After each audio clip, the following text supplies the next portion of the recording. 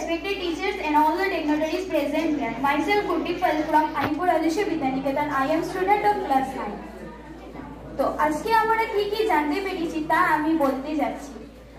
Number 1, আজকে আমরা শিখতে পেরেছি জল সংরক্ষণ কিভাবে করব। স্যার আমাদেরকে বলেছিলেন যে বদরপুর সিমেন্ট ফ্যাক্টরি থেকে অনেক আবর্জনা জলে ফেলা হচ্ছে, যার ফলে জল দূষিত হচ্ছে।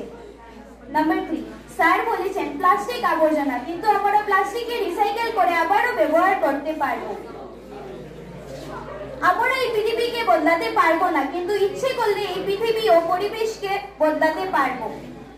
নাম্বার 5, স্যার আমাদেরকে বলেছেন আরকে নগর হসপিটাল থেকে প্রত্যেকদিন কত আবর্জনা ফেলা হচ্ছে, যার ফলে পরিবেশ দূষিত হচ্ছে। আমরা চিন্তা করে যদি দেখি শিলচর এবং অনেক বড় বড় শহরে কত নার্সিং হোম আছে, যার থেকে অনেক বেশি আবর্জনা ডাস্টবিনে ফেলা হচ্ছে। নাম্বার 6, নিউটন স্যার বলেছিলেন পুরনো সময়ে এমন ভাবে ঘর বানানো হতো যেখানে জল সঞ্চয় করার মতো ব্যবস্থা থাকতো।